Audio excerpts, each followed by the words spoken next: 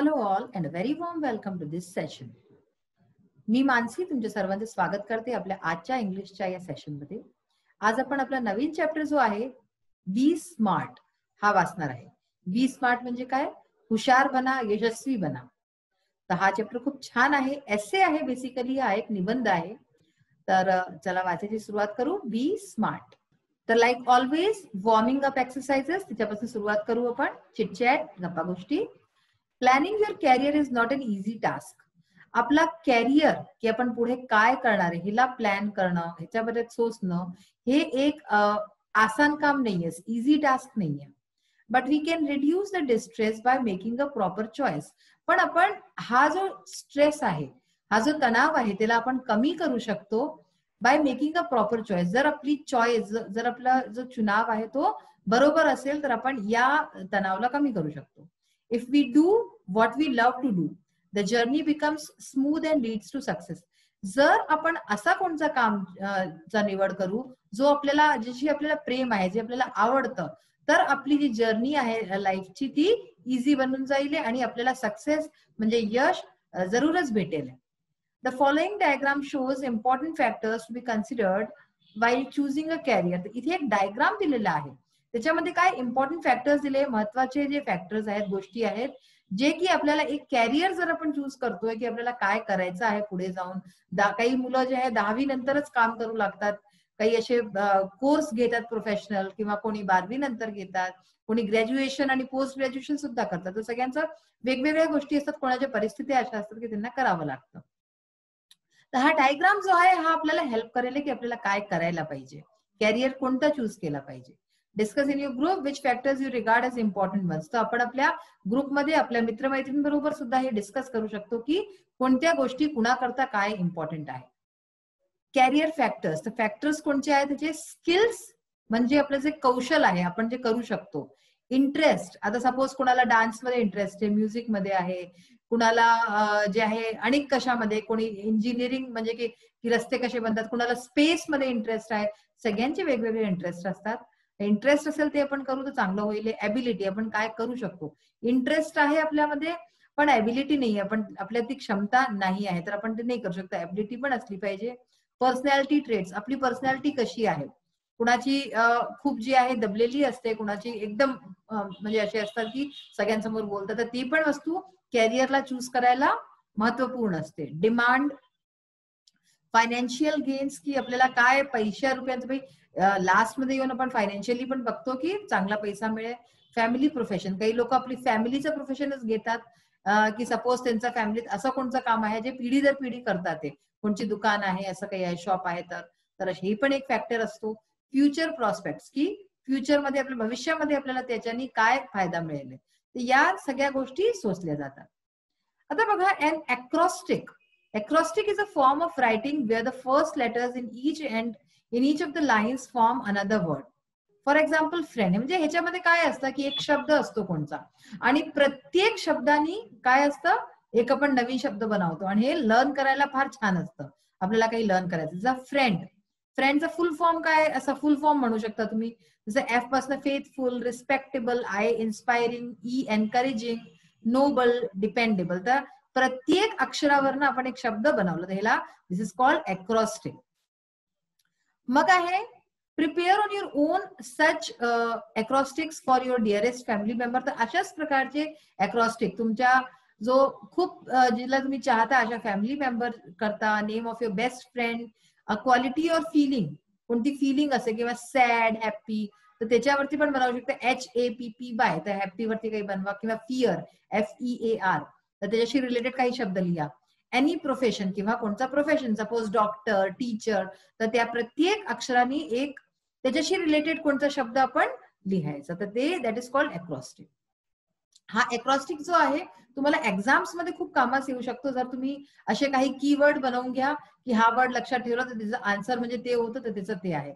अशा प्रकारचं आपण करू शकतो. Say whether the underlined words in the following sentences are used as a noun or verb or adjective. खाली काही सेंटेन्सेस आहेत, अंडरलाईन वर्ड्स आहेत आपल्याजवळ. आपल्याला सांगायचं की जो अंडरलाईन शब्द आहे तो नाउन सारखा यूज झालाय म्हणजे संज्ञा आहे, वर्ब म्हणजे क्रिया आहे, किंवा ऍडजेक्टिव्ह म्हणजे विशेषण आहे, त्याचा यूज जो आहे तो त्या सेंटेन्स मध्ये कसा झाला आहे. I walk to school every day, तर म्हणजे की मी शाळेत पायी रोज जातो. वॉक म्हणजे की वॉक चालणं, तर इथे वॉक म्हणजे काय झालं, verb. Second, I go for a walk every day, म्हणजे मी वॉक वरती, I go for a walk every day म्हणजे मी डेली वॉक वरती जातो. आता इथे गो हा वर्ब आहे, हे लक्षात ठेवा. तर इथे वॉक काय झालं, हा नाउन झाला.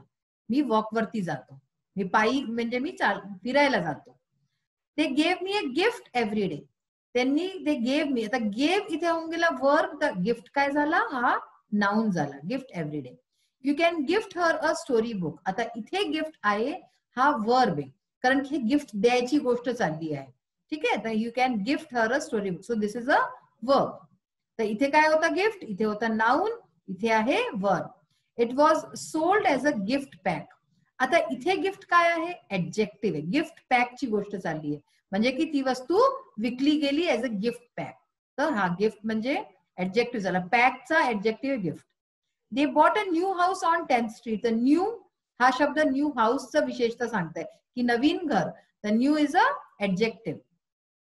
The water tank leak a lot, the water tanks leak a lot, तर लीक म्हणजे की काय, वाहतोय, खूप सारा वाहतोय, तर वाहणं म्हणजे काय झालं, वर्ब झालं, तर दिस इज अ वर्ब. आणि लास्ट आहे the old age home houses 100 aging and homeless people, तर हाऊसेस हे काय झालं, हे सुद्धा वर्ब झालं, म्हणजे की हे घर देतं, घर आहे हे 100 जे आहे म्हातारे लोकांचं आणि होमलेस पीपलचं. अशा प्रकारे हे आपण पाहिलं, noun verb adjective. And this is very important question because this type of question comes in your exams also. So read it carefully, याला नीट प्रकारे वाचा. नेक्स्ट आहे बी स्मार्ट. चॅप्टर वाचायची सुरुवात करू आपण. जसं की तुम्हाला सांगितलं, ह्याचा अर्थ काय आहे की यशस्वी बना, योग्य बना. Champions are in made in gyms. Gyms तुम्हाला माहिती काय असतं, जिम्स जिथे लोक जातात बॉडी बिल्डिंग वगैरे करायला. जे चॅम्पियन्स असतात कोणत्या वस्तूत, जे खूप हुशार असतात आणि जे ग्रेट सक्सेस पावतात, ते लोक जे आहे जिम्स मध्ये नाही बनत की जाऊन खूप बॉडी बनवली आणि व्यायाम शाळेत बनवून गेले. Champions are made from something they have deep inside them. तर चॅम्पियन्स जे असतात कोणत्या गोष्टीचे, जे उत्कृष्ट जे असतात, ते त्यांच्या आतमध्ये, मनाच्या आतमध्ये काहीतरी असं असतं डीपली, ज्याच्या कारणाने ते असं काही बनू पावतात. A desire, a dream, a vision, ते काही पण होऊ शकतं. एक इच्छा होऊ शकते, एक कोणतं स्वप्न होऊ शकतं, किंवा कोणतं एक विजन, की त्यांनी एक विजन पाहिलं, एक दृष्टी आहे त्यांची. They have to have the skill and the will, आणि ह्याच्याच बरोबर त्यांच्यामध्ये जे अगदी जरुरी आहे, नेसेसरी आहे, ते काय असतं, स्किल म्हणजे कौशल, आणि विल म्हणजे विल पॉवर असं, इच्छाशक्ती असणं, हे दोन्ही असणं बहुत जरुरी आहे. But the will must be stronger than the skill. आणि ह्याच्यामध्ये जर पाहिलं जाय तर विल पॉवर, जी आपली इच्छाशक्ती आहे, ती आपल्या कौशलपेक्षाही जास्त असणं, ती एक मस्ट आहे, तिचं नेसेसरी आहे. Successful professionals thrive in the same manner. तर जितकेही सक्सेसफुल, खूप यशस्वी लोक जे झालेले आहेत आपल्या आपल्या फील्डमध्ये, ते लोक थ्राईव्ह म्हणजे prosper in the same manner. Prosper म्हणजे काय, की उंच उठले, आपल्या त्या फील्डमध्ये उंच उठले, अशाच प्रकारे. We all have natural talents. आपल्या सगळ्यांमध्ये काय असतं, नॅचरल टॅलेंट्स असतं, काही ना काही टॅलेंट हर व्यक्तीमध्ये असतं. आणि if we use that talent to set our goal in life, we can easily get success in life. तर आपण आपल्या त्या टॅलेंटचा यूज जर केला आपला गोल सेट करायमध्ये, की आपल्याला काय करायचं आहे, ते एक ध्येय सेट करायमध्ये जीवनाचा, आपल्या टॅलेंटचा यूज केला तर काय होईल, we can easily get success in life. आपल्या जीवनात आपण आसानीने आपलं सक्सेस जे आहे, यश आहे, ते आपण प्राप्त करू शकू. कारण की आपल्याला जी वस्तू आवडते, जे आपल्यामध्ये टॅलेंट आहे, आपण तेच करतोय, तर आपल्याला यश मिळेलच मिळेल. We shall not achieve our goals if we do not take action to achieve them. आणि ह्याच्याच बरोबर आपण आपले गोल्स, आपले ध्येय प्राप्त नाही करू शकत जर आपण त्याच्याकरता ऍक्शनच नाही केलं, की काही आपल्याला करावंही तर लागेल ना, केल्याशिवाय तर काहीच नाही होणार, तर आपल्याला त्याच्यासाठी ऍक्शनही घ्यावं लागेल. Setting goals has two valuable assets, a sense of originality and a stepping stone. तर सेटिंग गोल्स, जर आपण कोणता गोल सेट करतोय, ध्येय सेट करतोय, त्याच्यात दोन मुख्य वस्तू आहे. ते काय आहे, एक आहे सेन्स ऑफ ओरिजिनॅलिटी, म्हणजे की एक आपला मौलिकता असणं काही आपल्या विचारांची, आणि and a stepping stone to illuminate म्हणजे एनलाइटन द पाथ. तर आपला जो रस्ता आहे त्याला एनलाइटन करायकरता, त्याला प्रकाशित करायला एक आपली मौलिकता असायला पाहिजे आणि स्टेपिंग स्टोन की आपल्यात ती एवढी निर्भीकता असायला पाहिजे की आपण त्याच्याकरता पहिला जे आहे पाऊल टाकू पुढे.